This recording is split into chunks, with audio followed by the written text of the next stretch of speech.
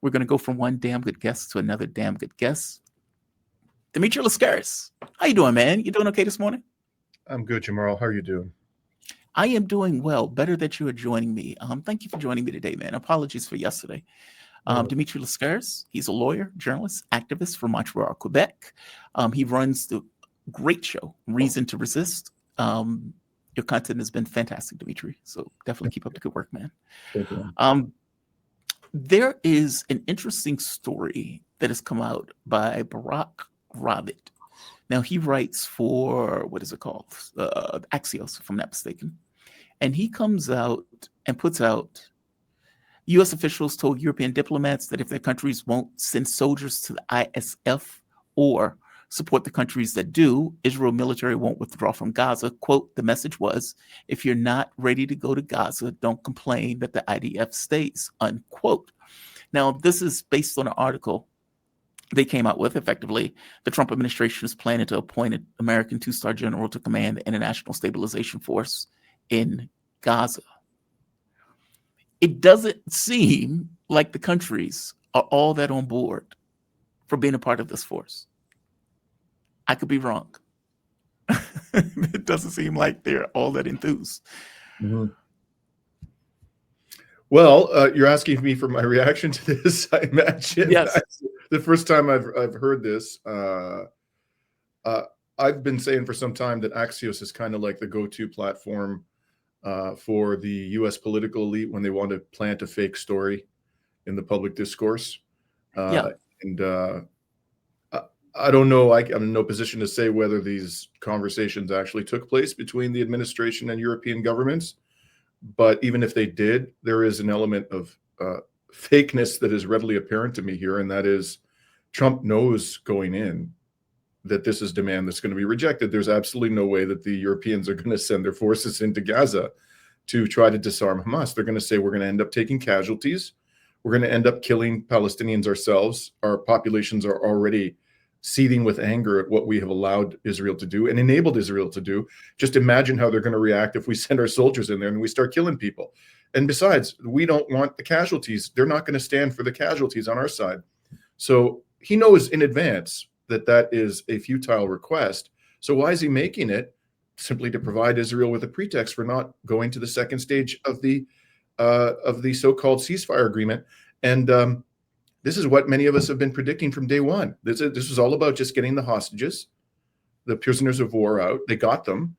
And now they're going to just continue with the genocide, which they have been doing effectively since October 11th, when this thing came into effect.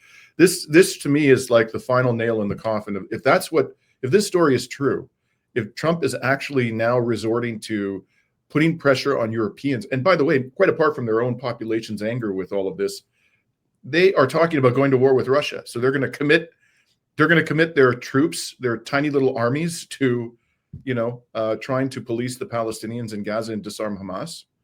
That too is a reason why this is a non-starter for Europeans. Their entire focus is upon the supposed aggression that they're anticipating from the Russian Federation. So I think that this is pretty much the nail in the coffin then of stage 2 of the agreement, if this story has any truth to it at all. Yeah, I think you're right on 2 points. One, I think it was always a non-starter that these countries were going to be willing to put their people in. And by the way, even Arab countries, like I don't get the sense that Saudi Arabia, Turkey, any of these countries are all that jazzed up to put troops into Gaza. So there's that. And I guess to your point, they knew that going into this, that this was going to be a tall order, that this wasn't something that was going to be acceptable going in. Basically, there was never going to be phase 2. The entire point, get the hostages and then deal with it from there. But what I suspect is also true is, well, if you don't put your troops in, the Israelis apparently just have to stay, which may have also been the ultimate objective. Yeah, that's what I mean by there's no stage. Stage 2 is where they're supposed to withdraw, right? Yeah. So that's the part that the Trump administration is signaling that ain't going to happen. Because it's, conditioning the withdrawal of Israeli troops on something that it knows the Europeans are unwilling to do. And by the way, when it comes to these other countries, there was we talked about this in our program a couple of weeks ago. There was a long, detailed piece. It was either the Washington Post or the New York Times, which said that the international stabilization forces going nowhere. And they were quoting officials from Gulf autocracies. They were quoting Indonesian officials who were saying, we're not going to disarm Hamas. Someone else is going to have to do that. We're willing to go in there as peacekeepers, but we're not going to go to war with Hamas. And the whole tenor of the article, quoting officials from these governments, some of whom were on record, was the ISF is going absolutely nowhere. So that option has gone off the table already. And if Trump is saying that now the Europeans are going to have to, fill the void, it seems to me quite clear that this is a pretext for Israel remaining in the Gaza Strip, which is what people should have anticipated all along, Jamal. Look what they did to the first ceasefire under Trump. Israel they got some hostages, some prisoners of war out, the ones that the resistance was supposed to give up, they gave them up, and they just tore up the agreement. The next stage was they were supposed to withdraw from Rafah in March. Mm-hmm. They said, no way, hell no, we're not leaving Rafah. They just completely tore up the agreement and began starving the population. So why would anybody think that they would, carry out the second phase of this agreement after they got the prisoners of war out? Yeah, agreed. And I think this was what anybody that was paying attention who realized Israel has never accepted the terms of any of these deals like this was, yeah. Speaking of that, and I'm glad you brought that up. This is an interview Tucker Carlson had with, I believe this is Qatar. And this is fascinating to me on so many levels. So I'm going to get your take on what is being discussed here. Because Qatar is effectively saying, we're not rebuilding Gaza. You're not sticking us with that paycheck. And, a lot of people at the time thought, well, the Gulf states have all of this money. They're obviously going to be the ones to rebuild it. Listen to what's being said here. That's been destroyed by... Now there's the question of who rebuilds Gaza, which has, of course, been completely destroyed, and who pays for it. And I just imagine with total certainty that you will be asked to pay for the rebuilding of Gaza. Why would you do that? Why would you rebuild a region that's been destroyed by a country that also bombed you? Well, look, Tucker, here there is That's a hell of a question, ain't it? No kidding. Say an ironic situation when you look at two conflicts happening at the same time, and you are hearing many about when it comes to the Russia-Ukrainian conflict that Russia should fund all the reconstruction and their assets should be seized to fund all the reconstruction of Ukraine. While when you are talking about Gaza and Israel, flattened this land, and you say that Israel has the responsibility to rebuild what it's destroyed, they will tell you, no, you will have, as a region, you will have the responsibility to do so. And it's really very ironic double standards when you look at it. From our side, as a state of Qatar, we will continue supporting the Palestinian people. We will do whatever to alleviate their suffering, but we are not the ones who are going to write the check to rebuild what others do. We are not the ones that are going to write the check to rebuild what other people have destroyed. He says it flat out. And he makes another good point, right? It's like, we need to steal Russian money in order to rebuild Ukraine. And it's like, well, hey, should Israel do that? Shh. It's like, shh. They fired that journalist who asked that exact same question, by the way. Yeah. Give me your thoughts. Well, I think I've been saying this again on my program for months, is that when the Russians are asked, so for example, this 28-point peace prank that this con man Steve Witkoff just developed, right? It basically envisioned that that Russian money was going to be just confiscated, and the Russians were supposed to sign off on hundreds of billions of their own central bank funds being stolen by the West. And what I said when I critiqued this was, the Russians must be looking at this as, are you kidding us? Did somebody try to seize American funds when they invaded Iraq and they destroyed the country in a criminal war of aggression? Is somebody trying to seize Israeli state funds after they've carried out a genocide for 2+ years and absolutely flattened Gaza? No. So why would the Russians capitulate on this point? They're never going to agree to this. Why should they? Even if you believe that they have some obligation, legal or otherwise, to rebuild Ukraine, they're looking at the double standard and saying, to hell with you. We want our money back. So this is entirely predictable. And I'm actually surprised that because Qatar at the end of the day is a vassal of Washington, right? It's the biggest U.S. military base in the Middle East is right there next to Doha. So this is, I think, a sign of the times, both that Tucker Carlson is willing to ask that question and that he's willing to say flat out, no way, we're not paying for it this time.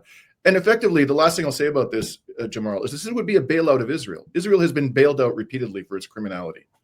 Both militarily and economically, it's been bailed out. So it's about time that these people in West Asia, these Gulf autocracies, say we're not doing this anymore. We're basically facilitating Israel's destruction of Gaza. It's rebuilt, they destroy. It's rebuilt, they destroy. They never pay for a damn thing, let alone send their war criminals to jail. So that's the right approach. And the question now is, what are the Americans and the Israelis going to do? Well, my prediction is they're going to just continue this genocide, which is exactly what they're doing. That is such a good point, Dimitri. That is such a good point. It's a bailout, right? It's like, so we destroy, completely flatten, like let's say 80, 90% of this territory. And then somebody else comes in and pays for the rebuilding of it. Okay, so if Qatar is like, well, we will support the Palestinians, by the same token, we are effectively subsidizing Israel's genocide, then you're effectively working on both sides of this equation in a way that is only serving the people who are actually committing the genocide in the first place. Oh, that's such a good point. That is such a good point. I guess the other question is, what about the other Gulf states? What about Saudi Arabia? What about UAE? What about et cetera? Would they be conned into doing this? They bought Donald Trump a airplane. There's that. On top of that, all the investments and everything else. Meaning, when Donald Trump was at that conference, they seemed very subservient to Trump on this. I guess the question is, do you think they're going to stand by this or not so much? Obviously, Qatar is pissed off that they got bombed by Israel, so they have their feelings right now. Is that going to remain? I guess that's the question. I guess there's no way to answer that question in earnest. Mm-hmm. Yeah. I don't know. Qatar, like you said, they have a real political pickle here because their people are upset about having been bombed. And there was never any price imposed on Israel for that naked aggression on Qatar. There was no price, zero. So, for them to now bail out Israel would, I think, be quite annoying to the population and possibly cause significant political unrest. Maybe the Saudis don't have that much of a problem politically because they themselves were not bombed and they have a lot more money. So they might pony up some dough. But as I say, at the end of the day, there has to be some form of accountability for Israel if this is going to stop. So it can be economic accountability. It can be you send the war criminals to jail. It can be, sanctions. You cut off the flow of weapons. If there's no accountability, it'll not only continue, Jamal, it's going to get worse. So it's now spreading to the West Bank. Okay. In fact, it's arguable that what's happening in the West Bank is as bad or worse than what is currently happening in Gaza. More terrorization of the population. And then it'll spread to East Jerusalem. And then finally, they'll start, ethnically cleansing 1948 Israel. The 20% of the population that is Palestinian is going to then be subjected to genocide. We have to impose accountability to stop this from escalating. It's as simple as that. And they won't even make Israel pay for the reconstruction of Gaza, for God's sakes. God, what do you think is going to happen next? We're sending a message again to Israel that you can get away with any crime. You can do it in the most audacious manner possible. Every imaginable atrocity being perpetrated before the eyes of the world, and there'll be no cost to you. The natural outcome is going to be escalation of its depravity. That's what we've been witnessing for decades. Yeah, and this doesn't even take into account Lebanon, Syria. Yeah. At this point, basically, it's metastasizing in severe ways. Speaking of Israel, Netanyahu came out with a statement. Apparently, he was in the Knesset, and he makes this astonishing statement that Israel has never killed kids. Did you see this? I'm trying to find the exact clip. But basically, look, we don't kill kids. This is not something that we effectively do. The people who are implying this are effectively lying through their teeth about it. Is there, for somebody like him, do you think there are ever going to be consequences for him? Or no, he's just going to, right here, here's the clip. We never killed children in Gaza. This is the argument that he's effectively making. He's saying this openly, apparently, to the world. פוליטית, שאני לא רציתי להחזיר את החטופים, רציתי לראות אותם מתים, שחיילי צה"ל רוצחים תינוקות כתחביב. אנחנו נלחמים באנטישמיות הזאת בכל העולם. העברנו עכשיו, רק עכשיו, למעלה מ2 מיליארד שקל למשרד החוץ, כדי להילחם בתעמולה הזאת. אני מאמין שצריך להילחם בה בשיטות חדשות. In a nutshell, he says the people who are saying that we're killing kids as a hobby, this is anti-Semitism, and we're fighting anti-Semitism all over again. And we've donated all of this money, or contributed all of this money, in order to fight this level of anti-Semitism for people saying as such. Mhm. This is outrageous. He's acting like there are no videos of Israeli soldiers getting their kicks off, murdering children, or for that matter, murdering people in general, but the overwhelming majority of which are children. Right. And he's also acting as if, Yoav Galan didn't say we're going to starve the population. Or, Israel Katz didn't say we're going to deprive them of all humanitarian aid, which they did. So not only were they shooting them in the head, burning them alive, blowing them to smithereens, terrorizing the hell out of them, but they're starving them. And they've been doing it openly and brazenly. And what is really, I think, shocking, who's shocked anymore with this crazed lunatic? But, they're going to give 2 billion shekels to counter the propaganda instead of giving the 2 billion shekels to the starving children of Gaza. That tells you all you need to know about the priorities of They the don't care genocide. about those. Yeah, they don't care about those. They don't care about those. I think you made the point earlier. That's not their concern. That's not what they all that much care about. Yeah. I don't. Do you see consequences meted out to the Israeli state beyond, like, for example, what is the internal dynamics of Israel? There was an article that came out by a guy who made the point of saying, all of Israel's enemies are still existing. So, sure, you've murdered a lot of people, but Hezbollah still exists. Hamas still exists. Iran obviously still exists, meaning these groups are still in existence, regardless of the people that you've been able to kill. And the internal dynamics of Israel in and of itself is not necessarily all that great. You've had a country of 8 million people that have been at war for the last, 2-3 years, give or take. You've had all of these people who've been eating their guns, suffering from depression en masse, which is amazing. I guess even Nazis suffer from depression at some point, I suppose. What is the internal dynamics of Israel at this moment? Or is that something that I can ask? Is that something you're aware of in any real sense? Well, let's just focus on the spiraling mental health crisis in Israel for a moment. Tamor Shimoni, the deputy head of Ministry's Rehabilitation Department, the Israeli Ministry of Defense's Rehabilitation Department, a few days ago told Army Radio that the ministry treated 85,000 soldiers for mental health issues. She said the number was unprecedented. She said 1/3 of Israeli soldiers face psychological problems linked to the events of October 7th, which really means linked to their depravity in Gaza. Of course, she's not going to say that. She said that a single therapist now handles up to 750 patients, and in some areas even more. And in November, a major Israeli media outlet, Yedioth Achronoth, warned of, quote, widespread psychological crisis in Israel, citing rising drug addiction and nearly 2 million people in need of mental health support, including a large number of soldiers. So this isn't confined to the military personnel of Israel. This is a broader problem within Israeli society. So Israel is it is suffering very adverse consequences. It's just those consequences are not being imposed by the outside world, by the organized international community. But there are impacts on Israeli society. Quite apart from that, there are people who fled the country. There was this wild, I couldn't believe it. Paul Krugman, a couple of weeks ago, just out of the blue, I didn't even know he had a YouTube channel. He did a 30-minute piece on the financial and economic warning signs in Israel. He said they're flashing red.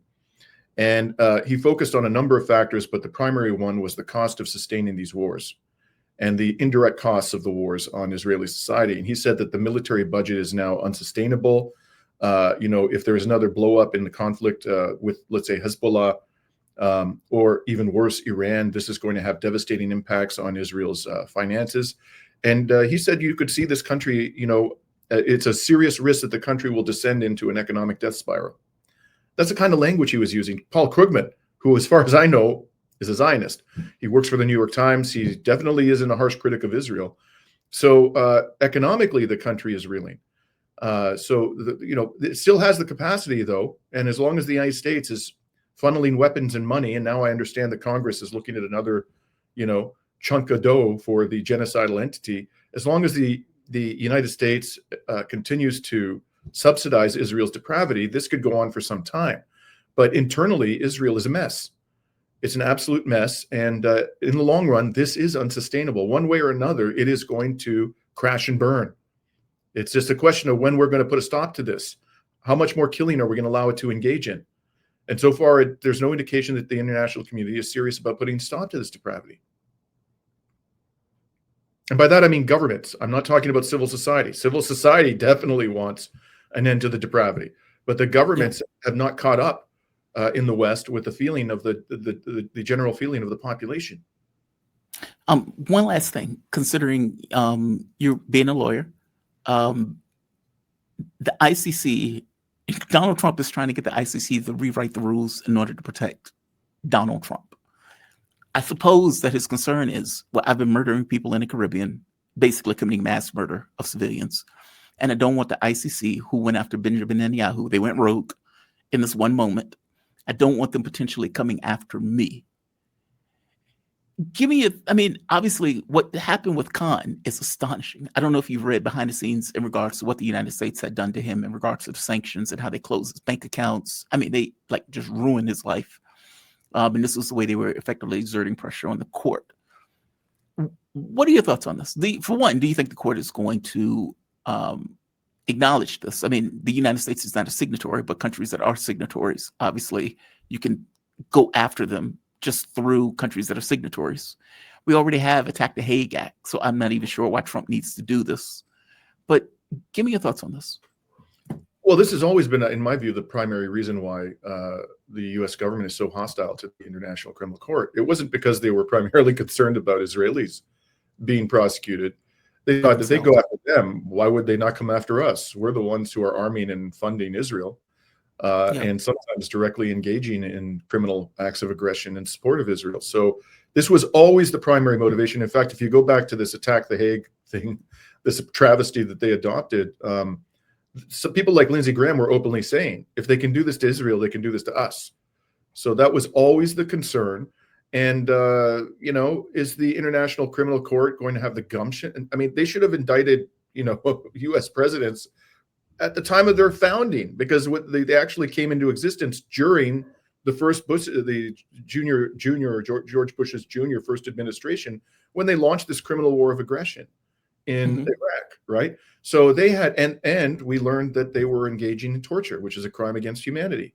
The ICC did nothing, absolutely nothing. It took this genocidal rampage before the eyes of the world for them finally to do something. So I don't have a lot of confidence in the ICC actually doing what is necessary, which is to hold Western leaders to account. That should be their priority, Western leaders to account for their crimes against humanity. And given how pathetically they've performed in the case of Israel, where you had slam dunk prosecutions all over the place, the settlements are a slam dunk war crime. You could send a law student to The Hague to argue the case against Israel that the settlements are a war crime, and that law student would kick Israel's ass because it is so obvious that this is a war crime. There's absolutely no possible defense to the settlements. And they haven't even touched that. The ICC has been coming up with one pretext after another for avoiding prosecution of Israeli leaders because of the settlements. But as I say, I think eventually this will crash and burn, notwithstanding the failures of the ICC to fulfill its mission. It is just a matter of time, and it's a matter of how many people they're going to get away with killing. That's just the horrible reality we're confronting. Dimitri, always appreciate you, man. Great breakdown. Always a great breakdown. Dimitri Lascaris, lawyer, journalist, activist from Montreal, Quebec. He hosts the awesome show, Reason to Resist. Definitely check him out. When is your next show, by the way, just so the audience would know? We're going to do a live stream today at 11:15 Eastern Time about the National Insecurity Strategy. So if you can join us. Oh, I love the title, The National Insecurity Strategy. Dimitri, man, always appreciate you, man. Thank you for this. You be safe, okay? Take care, man. Bye-bye. Bye-bye. All right. We have reached the end. We have reached the end. Shout out to